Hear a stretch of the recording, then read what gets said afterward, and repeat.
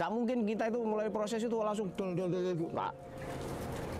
Dari saya itu mulai nol. Kandang open isi 4.000. Mulai nol, 4.000 open itu. Dulu ada teman saya gini, Pak saya punya uang sekian, mau bangun kandang. Bodoh kamu, kasarnya bodoh kamu. Kalau punya uang sekian, kamu bikin kandang, nanti yang keduanya, nanti yang berikutnya, nanti kamu akan bingung. Bingungnya gimana? Udah mikir biaya operasional. Keduanya, kamu pernah nggak di ayam? Kalau kamu nggak pernah di ayam, kemudian bangun kandang, kandang nanti bisa disewa orang lain.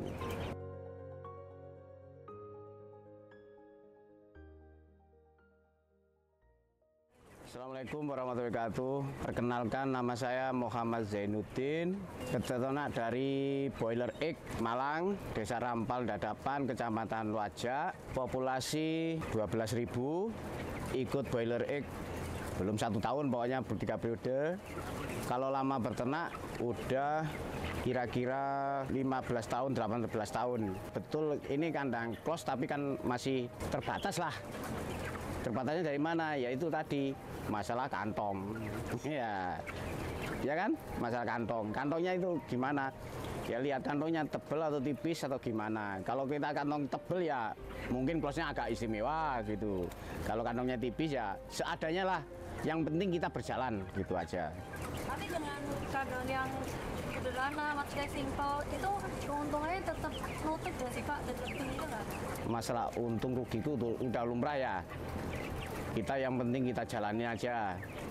Kerja dijalanin seadanya, kita syukurin. Masalah untung atau ruginya itu kita pasrahkan ke kuasa. Yang penting kita itu berusaha untuk gimana cara memelihara ayam yang maksimal.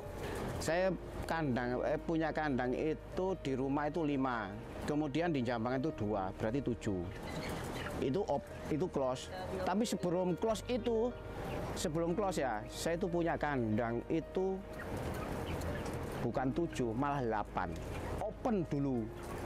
Jadi yang saya close itu 7. Close itu masih baru, masih berjalan kira perkiraan itu apa ya? 3 tahun ya, 3 tahunan. Kalau open lama saya itu pertama itu ayam petelur. Iya ada untungnya. Siapa bilang nggak ada untungnya? Terus cari yang lebih. Kemudian pindah ke sapi, ke poyo. Nah, ke poyo. Poyo punya saya dulu berapa tahun saya poyo. Kemudian pindah lagi ke sapi perah. Ke sapi perah pindah lagi ke boiler. Yang terakhir boiler itu agak lama. Tapi semua itu ada hasilnya, gak mungkin gak ada hasilnya. Ya itu tadi poinnya, cintailah kerjaan apapun, kerjaanmu walaupun seberat apapun. Pasti suatu saat akan membuahkan hasil. Oh, gimana itu Pak? Jadi senang berternak, belajar dari mana? Belajarnya itu dulu ya kita itu iseng-iseng ke teman yang apa ya, istilahnya itu yang dia berkecimpung di peternakan, kemudian iseng-iseng apa? Lihat, kemudian kok kepingin gitu. Terus gak mungkin kita itu mulai proses itu langsung Pak. Dari saya itu mulai nol. Kandang open isi 4.000. Mulai nol, 4.000 open itu. Kemudian sampai berjalan gini. Saya itu mulai nol, nggak punya modal, mulai nol. Saya mendirikan kandang itu kalau istilahnya corok kasare gini. Kuat ngedekno cagak ya cagak tok.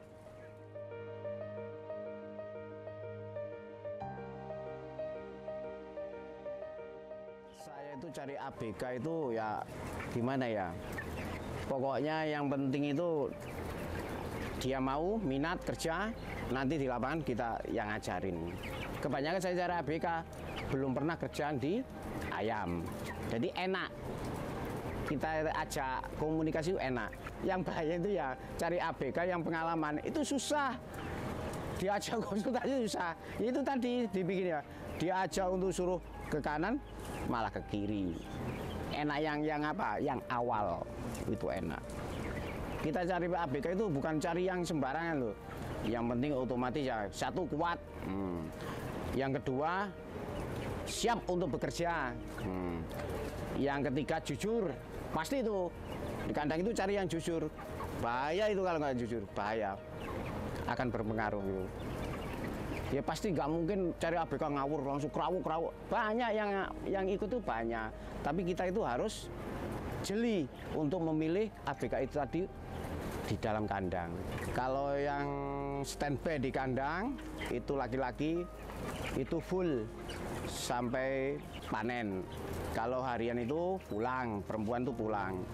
Jadi pagi datang jam 7, pulang jam 12. Itu ya istilahnya membantu macam-macam. Perempuan tuh lebih telaten ulet gitu. Lebih telaten ulet untuk apa? Untuk mengerjakan sesuatu kerjaan di dalamnya itu. Gak mungkin kita ya bohong. Kalau perempuan tuh disuruh umumnya ngerjain gini ya, pasti umumnya ini katakanlah ke kiri, pasti ke kiri. Kalau laki-laki suruh ke kiri, pasti ke kanan. Gak mungkin. Tapi yang di kandang ya ada orangnya, laki-laki itu. Yang ngawasin, yang nyiapin apa? Makan. Tapi berarti ibunya paling bantu apa Pak? Kalau ibunya itu membantu kadang ya istilahnya mengawasi manajemen, mana yang kurang pas, mana yang kurang baik, itu saya wakilkan pada istri saya. Sebab ya saya itu nggak di rumah aja, ya kadang di rumah, kadang di kandang yang lain.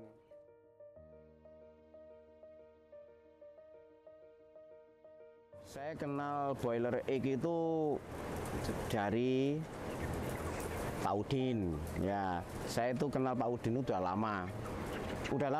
Sudah saya anggap seperti saudara saya sendiri. Pak Udin tuh mulai jadi PL sampai jadi kepala unit masih berhubungan dengan saya. Sudah saya anggap saudara saya sendiri. Mesti Mas Reni ya.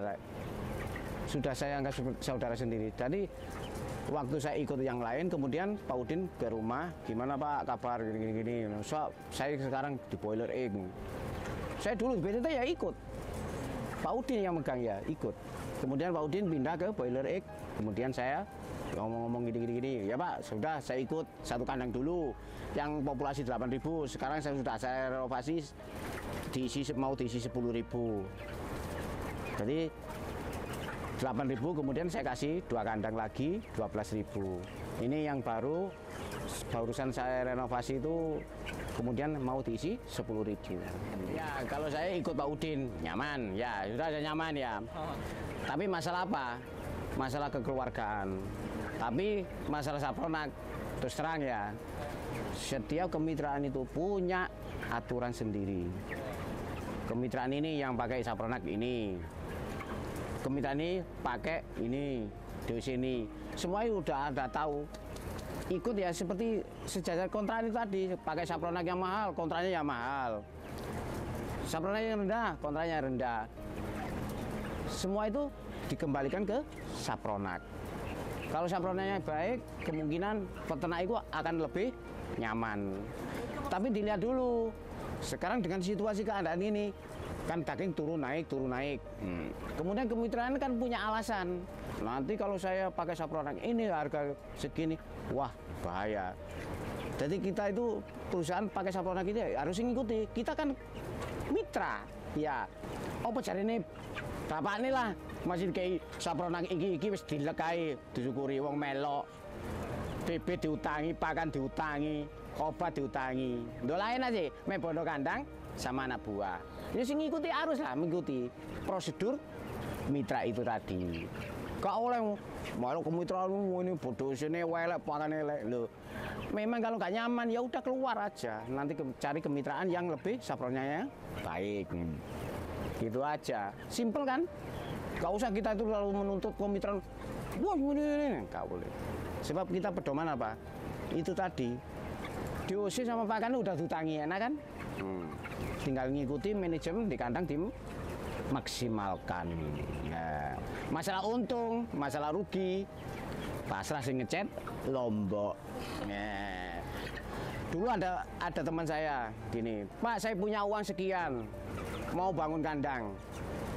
Bodoh kamu, kasarnya bodoh kamu. Kalau punya uang sekian, kamu bikin kandang, nanti yang keduanya, nanti yang berikutnya, nanti kamu akan bingung. Bingungnya gimana? Udah mikir biaya operasional. Keduanya, kamu pernah nggak di ayam? Kalau kamu nggak pernah di ayam, kemudian bangun kandang, kandang nanti bisa disewa orang lain. Yang perlu apa? Kita itu pengalaman di ayam dulu. Udah pegang kan? Ya, kita punya uang. Entah berapa. Yang sebagian ditabungin, yang sebagian untuk nyewa kandang. Tes mental.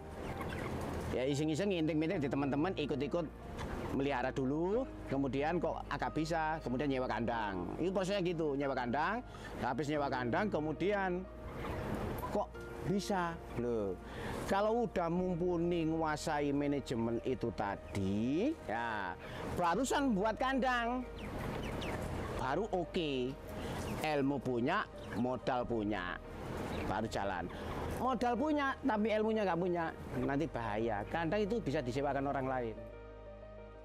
Ayo bermitra sama Boiler Egg. Siapa tahu nanti ada kemajuan, ada yang lebih baik atau untuk menunjang kita untuk kedepannya lebih sukses. Bermitralah kepada Boiler Egg supaya nanti bisa oke.